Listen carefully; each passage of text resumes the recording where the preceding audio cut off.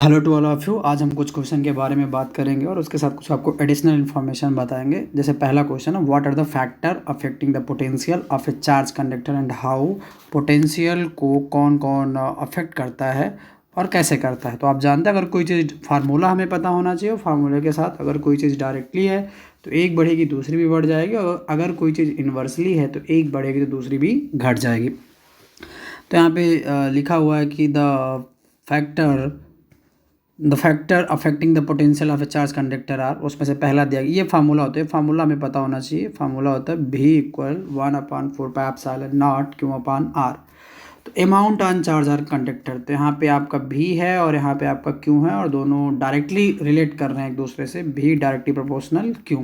तो जब directly relate कर रहे हैं तो आपका पोटेंशियल बढ़ेगा, तो आपका मतलब अगर चार्ज बढ़ेगा ना तो आपका पोटेंशियल भी बढ़ेगा। जैसा कि यहाँ पे आप देख पा रहे हैं, V डायरेक्टली प्रोपोर्शनल कितना है, Q। तो जब V डायरेक्टली प्रोपोर्शनल Q है तो अगर charge, hence more is charge more will be the potential of the charge conductor. जितना ज़्यादा चार्ज उतना ज़्यादा पोटेंशियल। अब दूसरा देखिएगा, शेप ऑफ कंडक्टर, कंडक्टर का शेप या एरिया ऑफ कंडक्टर। तो यहाँ पे हमें ये देखना है, यहाँ पे आप देख पा रहे होंगे R जो है, रेडियस जो है वो नीचे है, ठीक है, और पोटेंशियल कहाँ है, ऊपर। तो दूसरा है शेप ऑफ कंडक्टर या एरिया ऑफ कंडक्टर। तो अगर किसी चार्ज को, if charge is kept constant on the conductor, तो इसका जो सरफेस एरिया है वो घटेगा। अब जब सरफेस एरिया घटेगा तो दोनों इन्वर्सली रिलेट कर रहे हैं, तो सरफेस एरिया घटेगा तो उसका पोटेंशियल बढ़ेगा, potential of conductor increase. Whereas जबकि on increasing the surface area, अगर आप एरिया बढ़ाएंगे तो पोटेंशियल घटेगा, और अगर आप एरिया को डिक्रीज करेंगे तो पोटेंशियल बढ़ेगा। तो फाइनली क्या होता है कि जो पोटेंशियल ऑफ कंडक्टर होता है is inversely proportional to the radius. आप यहाँ पे देख पा रहे होंगे, ये V है और ये R है, दोनों इन्वर्सली रिलेट करते हैं। तो अगर एरिया बढ़ेगा तो पोटेंशियल घटेगा, और अगर पोटेंशियल बढ़ेगा तो एरिया घटेगा, और अगर एरिया घटेगा तो पोटेंशियल बढ़ेगा, ठीक है। फिर अगला जो है, presence of conductor near the charge conductor. अगर एक बॉडी चार्ज बॉडी है, एक बॉडी चार्ज बॉडी है, और एक बॉडी जो है वो अनचार्ज बॉडी है। तो जब आप किसी भी अनचार्ज बॉडी को चार्ज बॉडी के पास लाएंगे तो देखिए पोटेंशियल फ्लो होता है, वो हायर टू लो होता है। तो then the potential of the charge conductor decrease, क्योंकि यह अपना पोटेंशियल अनचार्ज बॉडी की ओर ट्रांसफ़र कर देगा। तो सीधी सी बात है, जब ये अपना पोटेंशियल इधर ट्रांसफ़र करेगा तो इसका पोटेंशियल घट जाएगा। तो जब एक चार्ज बॉडी के पास आप अनचार्ज बॉडी लाते हैं तो चार्ज बॉडी का पोटेंशियल घट जाता है। मीन्स ये हुआ कि जब आप एक अनचार्ज बॉडी को लाएंगे किसी कंडक्टर के पास जो कि चार्ज होगा तो उसका पोटेंशियल घट जाएगा। फिर जो अगला है वो है medium surrounding the conductor, medium surrounding the conductor. तो due to presence of insulating medium. अब आप इंसुलेटिंग मीडियम जानते हैं, a material that reduce the electricity, एक ऐसे मटेरियल जो इलेक्ट्रिसिटी को रिड्यूस कर दें। अगर कोई भी मटेरियल इलेक्ट्रिसिटी को रिड्यूस कर रहा है, इसका मतलब ये होता है कि वह एक हाई रेजिस्टेंस वाला मटेरियल है, क्योंकि जिसका रेजिस्टेंस हाई होगा उसकी कंडक्टिविटी लो होती है। तो जब हम किसी भी इंसुलेटिंग मीडियम, मैंने अभी बताया इंसुलेटिंग मीडियम का मतलब कि ए material that reduce the electricity, तो अगर हम चार्ज कंडक्टर के पास लाएंगे तो उसका पोटेंशियल घट जाएगा। पोटेंशियल क्या हो जाएगा, घट जाएगा, ये याद रखिएगा। एक और सवाल है, वो सवाल मुझे बड़ा प्यारा लगा। दोनों सवाल एक दूसरे, अगर आप एक समझ जाएंगे दूसरा अपने आप समझ जाएंगे। कहा जा रहा है कि इट इज़ पॉसिबल, क्या यह संभव है, that any point the intensity of electric field भी जीरो, कि किसी भी पॉइंट पे इलेक्ट्रिक फील्ड की intensity zero, but not potential, potential zero ना हो, ठीक है। कहा जा रहा है कि क्या ये पॉसिबल है कि किसी पॉइंट पे इलेक्ट्रिक फील्ड की इंटेंसिटी जीरो हो पर पोटेंशियल जीरो ना हो। इसका जस्ट उल्टा एक और सवाल दिया गया है कि is it possible that at any point the potential is zero. पिछले वाले सवाल में इलेक्ट्रिक फील्ड जीरो है, इसमें क्या जीरो है, potential zero, but not the intensity of electric field, पर इलेक्ट्रिक फील्ड जीरो ना हो। पहले वाले में इलेक्ट्रिक फील्ड जीरो है तो कहा जा रहा है पोटेंशियल जीरो ना हो, और दूसरे वाले में कहा जा रहा है पोटेंशियल जीरो है पर इलेक्ट्रिक फील्ड जीरो नहीं है। तो हम दोनों के आंसर देखते हैं। दोनों का बहुत बेसिक सा एक सिंपल सा आंसर है और वो ये है कि yes it is possible inside a hollow conductor. जो होलो कंडक्टर होते हैं उनके इनसाइड जो होता है इलेक्ट्रिक फील्ड जीरो होता है। आपको मैं कई बार बता चुका हूँ क्यों होता है, ये भी बता चुका हूँ। But potential at every point is same. पर जो होलो कंडक्टर होता है उसमें जो पोटेंशियल होता है वो सेम होता है। ये फार्मूला होता है equal D V upon D R.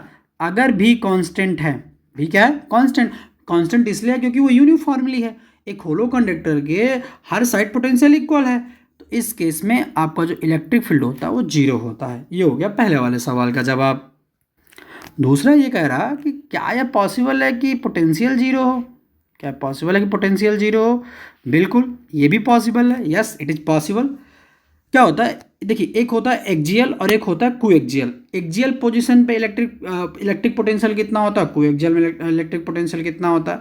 तो पोटेंशियल एट इक्वेटोरियल लाइन में जो होता है वह जीरो होता है, लेकिन इलेक्ट्रिक फील्ड जीरो नहीं होता। यहाँ पे आपको दोनों के फार्मूले पता होने चाहिए कि कोएक्सियल पोजीशन पे इलेक्ट्रिक फील्ड का फार्मूला कितना होता है, कोएक्सियल पोजीशन पे इलेक्ट्रिक फील्ड का फार्मूला कितना होता है। तो हम आपको दोनों बता देते हैं। एक्सियल फील्ड पे जो इलेक्ट्रिक फील्ड का फार्मूला होता है वो होता है E इक्वल 1/4πε0 2p/r³। ये हो गया किस पे, एक्सियल पोजीशन पे। और कोएक्सियल पोजीशन पे इलेक्ट्रिक फील्ड का फार्मूला होता है 1/4πε0 p/r³। यह हो गया कोएक्सियल पोजीशन, ये हो गया एक्सियल पोजीशन। अब हम पोटेंशियल की बात कर लेते हैं कि एक्सियल पोजीशन पे पोटेंशियल कितना होता है, कोएक्सियल पोजीशन पे पोटेंशियल कितना होता है। क्या वाकई कोएक्सियल का ही दूसरा नाम होता है इक्वेटोरियल लाइन। तो हमें ये देखना है क्या इक्वेटोरियल लाइन में पोटेंशियल जीरो होता है, तो ये भी देख लेते हैं। तो एक्सियल पोजीशन पे जो पोटेंशियल का फार्मूला होता है जिसके तीनों नाम आप याद कर लीजिए, एक होता है इंडान पोजीशन, एक होता है एक्सियल पोजीशन और एक और होता है लॉन्गिट्यूडनल पोजीशन। कौन सी पोजीशन, लॉन्गिट्यूडनल पोजीशन। तो इस पे जो पोटेंशियल का फार्मूला होता है वो होता है V इक्वल टू 1/4πε0, ठीक है, p/r²। ये होता है फार्मूला किसमें, इंडान पोजीशन पे, ठीक है। और जो दूसरा कहा जा रहा है यहाँ पे इक्वेटोरियल्स पोजीशन पे, तो इक्वेटोरियल्स पोजीशन या फिर इसका दूसरा नाम होता है ब्रॉड साइड ऑन पोजीशन या एक और नाम होता है ट्रांसवर्स पोजीशन। तो इस पे जो भी की वैल्यू होती है वो जीरो होती है। तो आपने देखा होगा कि electric field broad side position पे जीरो नहीं है पर आपका पोटेंशियल जीरो है। तो दोनों केस आप याद कर लीजिएगा। अब अगला जो सवाल है वो कहा जा रहा है कि the surface of any conductor is always equipotential. एक बार फिर से सवाल समझिएगा कि ये इक्विपोटेंशियल की प्रॉपर्टीज़ भी है कि the surface of any conductor, किसी भी कंडक्टर का सरफेस हमेशा एक इक्विपोटेंशियल होता है। क्यों? और इक्विपोटेंशियल वो होता है जहाँ पे पोटेंशियल हर जगह सेम हो। इसी सवाल को दूसरे तरीके से पूछा है कि the potential at every point on charge conductor is same. जो पोटेंशियल होता है वो हर एक पॉइंट पे चार्ज कंडक्टर के सेम होता है। क्यों, ऐसा क्यों हो रहा है? तो इसका जो जवाब है वो ये है कि all the point of the surface of conductor, जितने सारे पॉइंट हैं, all the point surface of conductor are in the electrical contact. किसके कॉन्टैक्ट में है? इलेक्ट्रिकल कॉन्टैक्ट में चार्ज फ्लो हो रहा विथ वन अनदर, एक दूसरे से वो इलेक्ट्रिकल कॉन्टैक्ट में है।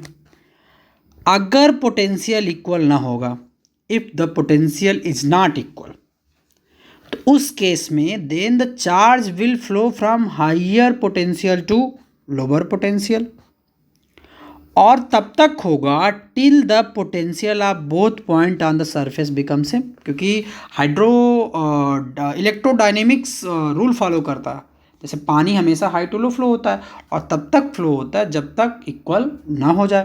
तो यहाँ भी वही हाल है। तो एक केस में ऐसा होगा कि this will give the rise to electrodynamic situation, और इस तरीके से पोटेंशियल क्या होता है, दोनों का इक्वल हो जाता है। तो दस the surface of the conductor is always equal potential, ठीक है, ये है। तो अगर नहीं होगा, ऐसे सवालों का जवाब ऐसे दिया जाता है, अगर ऐसा नहीं होगा तो क्या होगा, अगर हम उल्टा भी मान लें। ठीक है, ये बहुत सिंपल सा, ये प्रॉपर्टीज़ भी है। हमें इसके सारे इक्विपोटेंशियल सरफेस की जो 4-5 प्रॉपर्टीज़ हैं उनका एक्सप्लेनेशन हमें पढ़ना है कि ऐसा क्यों होता है।